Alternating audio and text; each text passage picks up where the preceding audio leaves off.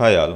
So போன வீடியோவில் வந்து எப்படி நம்ம வந்து ஒரு லிங்க்கை வந்து பட்டன் மாதிரி டிஸ்பிளே பண்ணுறது, அதுக்கு எப்படி நம்ம வந்து எஃபெக்ட்ஸ் கொடுக்குறது அப்படின்றதெல்லாம் பார்த்தோம், ரைட்? ஸோ ஃபார் எக்ஸாம்பிள் இப்போது இந்த லிங்க் பார்த்தீங்கன்னா, ஸோ அது மேலே நீங்கள் ஹவர் பண்ணும்போது அதுக்கு ஒரு எஃபெக்ட் இருக்கும். அண்ட் இதோட கலர், டெக்ஸ்ட் டெக்ஸ்டேஷன் இது எல்லாமே நம்ம அரேஞ்ச் பண்ணியிருக்கோம். ஸோ இங்கே பார்த்தீங்கன்னா தெரியும் உங்களுக்கு, இது ஆக்சுவலி வந்து நம்மளோட ஒரு பேஜில் இருக்கக்கூடிய ஒரு பட்டன் மாதிரியே இருக்கும், ஆனால் இது ஒரு லிங்க் தான். ஓகே, ஸோ இதுக்கு வந்து நம்ம கர்சர் ஸ்டைல் எல்லாத்தையுமே சேஞ்ச் பண்ணியிருக்கோம், ரைட்? ஸோ இந்த வீடியோவில் நம்ம என்ன பண்ண போகிறோம் அப்படின்னா பொசிஷன்ஸ் பார்க்க போகிறோம். ஓகே, போன வீடியோவில் வந்து நம்ம வந்து என்ன பண்ணோம், மெஷர்மெண்ட்ஸ் பார்த்தோம், right? Absolute measurement, relative measurement இதெல்லாம் எப்படி அப்படின்றத பார்த்தோம். இப்போ நம்ம வந்து இந்த எலமெண்ட்ஸோட பொசிஷன்ஸ் எப்படி ஒர்க் ஆகுது அப்படின்னு பார்க்கலாம். ஓகே, ஸோ அதுக்கு நான் என்ன பண்ணுறேன் அப்படின்னா எல்லாத்தையும் டிலீட் பண்ணிடுறேன். ஓகே, ஸோ நமக்கு இது எதுவுமே தேவையில்லை, நான் எல்லாத்தையும் டிலீட் பண்ணிட்டேன். ஓகே, ஸோ இப்போ நம்ம என்ன பண்ண போகிறோம் அப்படின்னா 4 டிவ் எலமெண்ட் வைக்க போகிறோம். ஓகே, ஸோ ஃபஸ்ட்டு நான் வந்து ஒரு டிவ் அப்படின்னு சொல்லிட்டு நான் ஒரு எலமெண்ட் கொடுக்குறேன். ஓகே, இந்த டிவுக்கு உள்ள 4 டிவ் எலமெண்ட். ஸோ இந்த பேரண்ட் டிவுக்கு வந்து ஐடி வந்து கண்டெய்னர் அப்படின்னு கொடுக்குறேன். ஸோ ஏன்னா இதுக்கு உள்ளதான் நான் இன்னும் 4 டிவ் எலமெண்ட் வைக்க போகிறேன். ஸோ டிவ், ஓகே, அண்ட் இதுக்கு வந்து ஐடி வந்து D1. Okay, copy paste. Okay, 4 development இருக்குது. ஸோ இது வந்து ID1, ID2 and 3 and 4.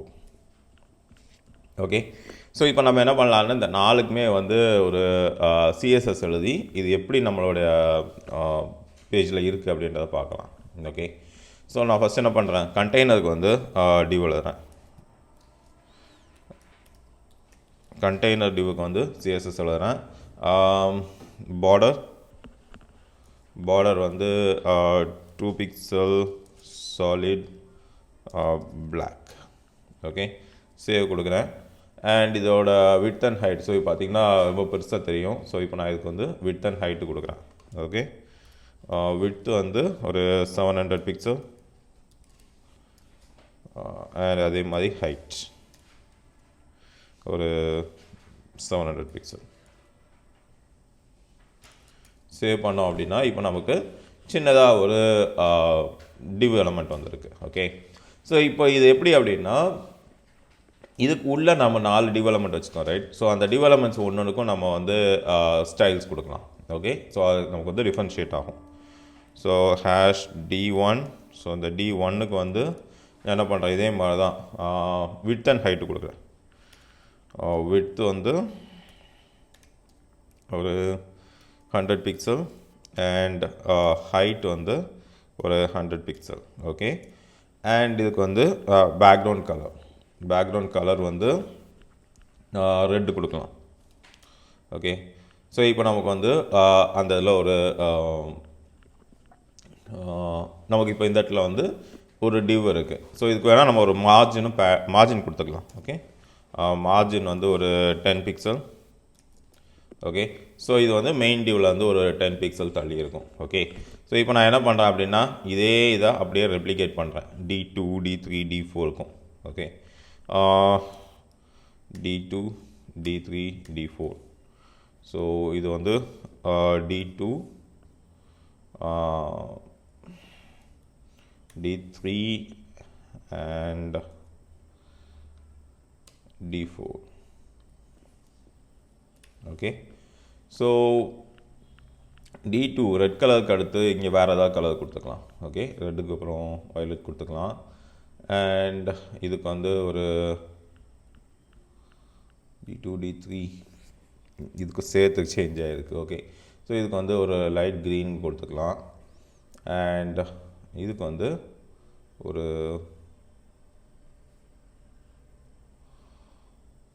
yellow கொடுத்துக்கலாம். ஓகே, ஓகே, ஸோ இது ஏன் இந்த மாதிரி சேம் கலரில் இருக்குது D2 and D3?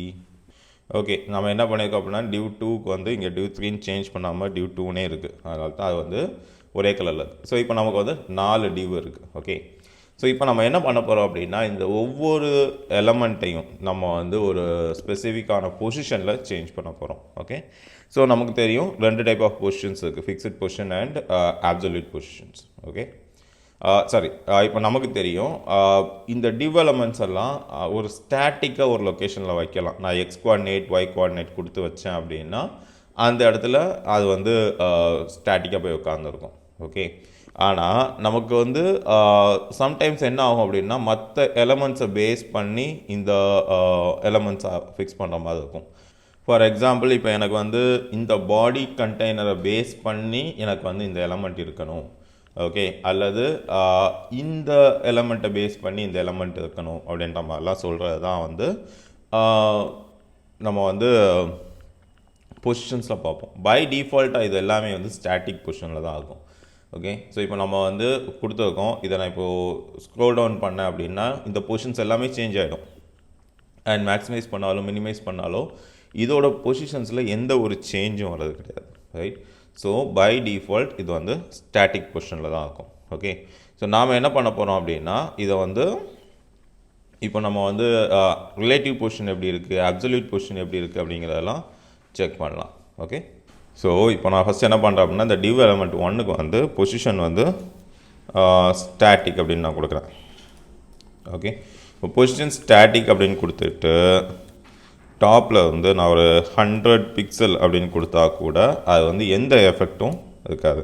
So save பண்ணாலும் இப்போ பார்த்தீங்கன்னா தெரியும் 100 பிக்சல் டாப்பில் நான் கொடுத்துருக்கேன், ஆனால் அது பாட்டுக்கு அங்கேயே உட்காந்துருக்கும். ஏன் அப்படின்னா நம்ம பொசிஷன் ஸ்டாட்டிக்னு கொடுத்துட்டோம். ஸ்டாட்டிக்னு கொடுத்துட்டிங்கன்னா அதால் ஒரு ரிலேட்டட் கமாண்டை வந்து அக்செப்ட் பண்ணிக்க முடியாது. ஓகே, இதுவே நான் இந்த பொசிஷனை வந்து ரிலேட்டிவ் அப்படின்னு கொடுத்தேன் அப்படின்னா, ஓகே ரிலேட்டிவ்னு கொடுத்தேன் அப்படின்னா இந்த டிவ் எலமெண்ட், அதாவது இதோட பேரண்ட் கண்டெய்னரோடைய பொசிஷன்லேருந்து இதை எடுத்துக்கும். ஓகே, ஸோ இப்போ வந்து நான் லெஃப்ட்டு ஒரு 100 கொடுக்குறேன், லெஃப்ட்டும் ஒரு 100 பிக்சல் அப்படின்னு கொடுத்தேன் அப்படின்னா பாருங்கள் இந்த எலமெண்ட், இந்த டிவ் எலமெண்ட்டோட கண்டெய்னர்லேருந்து நம்ம இதை ஒரு 200 கொடுத்தேன்னு தெளிவாக தெரியும்.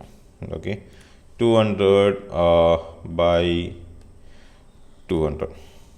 ஓகே, ஸோ பார்த்தீங்கன்னா மேலே இங்கேருந்து 200 பிக்சல், இங்கேருந்து 200 பிக்சல். ஓகே, ஸோ இந்த மாதிரி ரிலேட்டிவ் பொசிஷன் அப்படின்னு கொடுக்கும்போது பேரண்ட்டோட பொசிஷன் என்னவா இருக்கோ அதில் இருந்து இது அதோட பொசிஷனை கால்குலேட் பண்ணிக்கும்.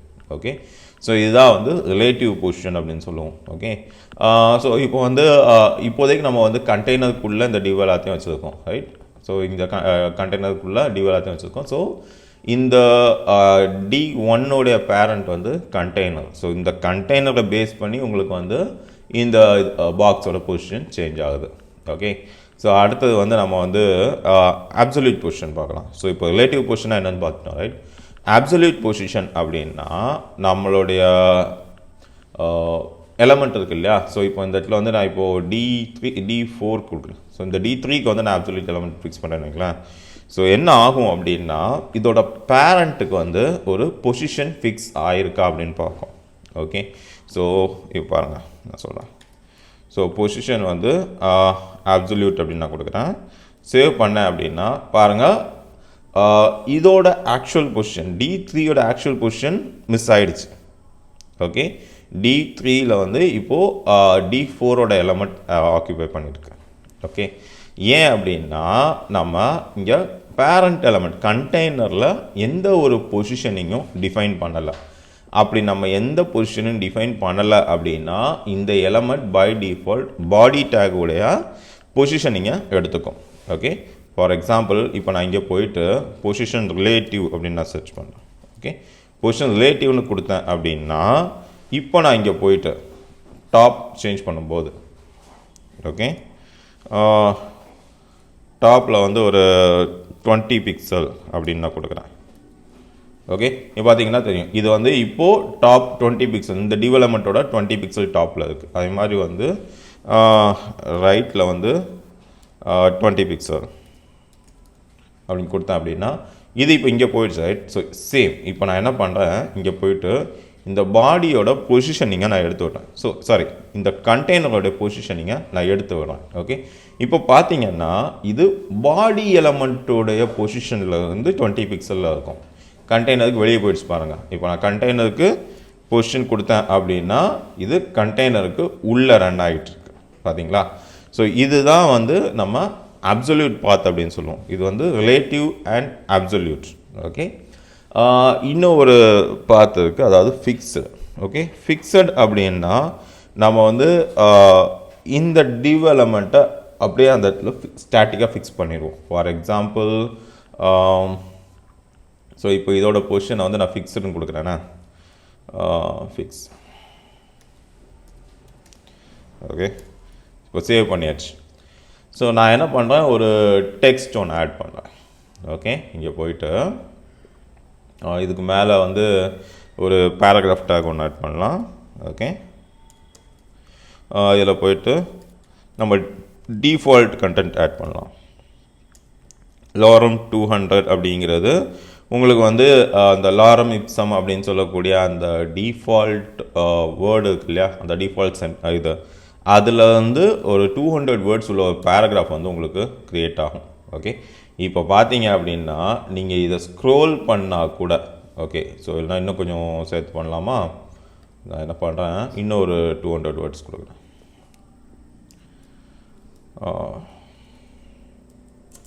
இன்னொரு பேராகிராஃப் டேக் வச்சு ஒரு 2000 வேர்ட்ஸ் கொடுக்கலாம். லாரம் 2000. ஓகே, என்டர் கொடுக்குறேன். ஓகே, இப்போ பார்த்தீங்கன்னா நம்ம என்ன தான் ஸ்க்ரோல் பண்ணாலும் அந்த பர்டிகுலர் எலமெண்ட் வந்து அங்கனுக்குள்ளே ஃபிக்ஸ் ஆகிரும். பார்த்தீங்கன்னா தெரியும். ஓகே, ஸோ இப்போ நான் இங்கே போகிறேன்னா, இப்போது இந்த டெவலப்மெண்ட்டோட விட்த்தை வந்து ஒரு 25 பிக்சல்னு கொடுத்துக்கிறேன். Okay, 25 pixel. ஓகே, ஸோ இல்லைனா இதை வந்து 50 பிக்சல்னு வச்சுட்டு இப்போ என்ன பண்ணலாம், இதோட பொசிஷனை வந்து லெஃப்ட் வந்து 200 இல்லாமல் ஒரு 700 கொடுக்கலாமா, சேவ் பண்ணலாம். ஸோ இங்கே பார்த்தீங்கன்னா இந்த சைடுக்கு வந்துடுச்சு. ஸோ சம்டைம்ஸ் நீங்கள் பார்த்துருப்பீங்க, நம்ம வெப்சைட்டுக்கெலாம் போகும்போது இந்த மாதிரி ஒரு சைடில் ஒரு மெனு பார் இருக்கும். உங்கள் வாட்ஸ்அப்பு, யூடியூப், ட்விட்டர், இந்த லிங்க்ஸ் எல்லாமே இதில் வந்து டிஃபைன் பண்ணியிருப்பாங்க. நீங்கள் எங்கே ஸ்க்ரோல் பண்ணாலும் சரி, அந்த இது வந்து ஸ்டாட்டிக்காக அங்கேயே இருக்கும். நீங்கள் பார்த்துருப்பீங்க. ஸோ அதில் போய்ட்டு நீங்கள் வந்து லிங்க்ஸ் கிளிக் பண்ணிக்கலாம். ஸோ இப்போ வாட்ஸ்அப்பில் ஷேர் பண்ணோம் அப்படின்னா அதுக்கு ஒரு பட்டன் இங்கே இருக்கும், அதை நீங்கள் கிளிக் பண்ணிக்கலாம். யூடியூபோடைய இது, ஸோ இந்த மாதிரி வந்து உங்களுடைய இதெல்லாம் இருக்கும். ஸோ அது மாதிரி கீழே வந்து நேவிகேஷன்ஸ் இருக்கும். ஸோ இந்த மாதிரியெல்லாம் நீங்கள் பண்ணுறது தான் வந்து இந்த ஃபிக்ஸட் பொசிஷனுடைய யூஸ் கேஸ். நீங்கள் எங்கே தான் ரொட்டேட் பண்ணாலும் அது ஒரே பொசிஷனில் ஃபிக்ஸ் ஆகியிருக்கும். ஓகே, இதுதான் ஃபிக்ஸடு. அண்ட் அடுத்தது வந்து நம்ம பார்க்கக்கூடியது வந்து ஸ்டிக்கி. ஓகே, ஸோ ஸ்டிக்கிக்கு வந்து நம்ம என்ன பண்ணலாம் அப்படின்னா ஒரு ஹெடர் டேக் கொடுக்கலாம். ஸோ இந்த இடத்துல நான் வந்து ஒரு H1 டேக் கொடுக்குறேன். லாரம். ஓகே, ஸோ அப்போ தான் டிஃபரன்ஷியேட் ஆகும். ரொம்ப பெரிய டெக்ஸ்டாகவே கொடுத்துருக்கோன்னு நினைக்கிறேன்.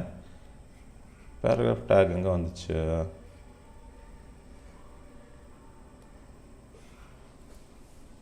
இந்த அதுக்கு பேராகிராஃப் டேக். ஸோ இதுக்கப்புறமா நம்ம என்ன பண்ணலாம், ஒரு H1 டேக் கொடுத்துக்கலாம். ஓகே, H1ல் வந்து திஸ் இஸ் நியூ பேரா அப்படின்னு நான் கொடுக்குறேன். ஓகே, இந்த H1 டேக் வந்து நான் ஸ்டிக்கியாக கொடுப்பேன். ஃபார் எக்ஸாம்பிள், இப்போ நான் இதை எடுத்தேன் அப்படின்னா அது பாட்டுக்கு போயிடும். கரெக்டாக நான் என்ன சொல்கிறேன் அப்படின்னா, எனக்கு வந்து இந்த H1 டேக் வந்து அது எப்போவுமே எனக்கு வந்து விசிபிளாக இருக்கணும் அப்படின்னு நான் சொல்கிறேன். ஸோ ஃபிக்ஸுக்கும் ஸ்டிக்கிக்கும் என்ன டிஃப்ரென்ஸ் அப்படின்றத இப்போ பார்க்கலாம். Okay, H1. Okay, so background colour வந்து இந்த அக்வாமரின் கொடுக்கலாம். ஓகே, ஸோ ஒரு பேக்ரவுண்ட் கலர் வந்துச்சு. ஓகே, பொசிஷன் வந்து ஸ்டிக்கி. ஓகே, ஸ்டிக்கின்னு கொடுத்துட்டோம் அப்படின்னா இப்போ பாருங்கள், நான் இதை ஸ்க்ரோல் பண்ணுறேன். ஓகே, இதை நான் இப்போ ஸ்க்ரோல் பண்ணேன் அப்படின்னா மேலே போகும். ஆனால் டாப்புக்கு வந்ததுக்கப்புறமா, இந்த இடத்துல டாப்புக்கு வந்ததுக்கப்புறமா எனக்கு நீ அங்கேயே இருந்துக்கோ அப்படின்னு நான் சொல்கிறேன். ஓகே, ஸோ என்ன சொல்கிறேன், டாப் வந்து 10 பிக்சல், சேவ்.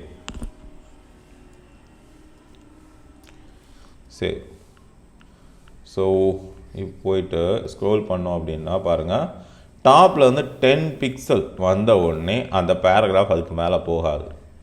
ஓகே, ஸோ நீங்கள் என்ன ஸ்க்ரோல் பண்ணாலும் சரி அந்த ஹெட்டிங் வந்து நம்மளுடைய வியூ போர்ட்டில் விசிபிளாகவே இருக்கும். ஓகே, ஸோ இப்போது இந்த 10 பிக்சல் அப்படிங்கிறத நான் வந்து என்ன பண்ணுறேன், ஒரு 25 பிக்சலாக கொடுக்குறேன், இல்லைனா 100 பிக்சலாக கொடுக்குறேன்.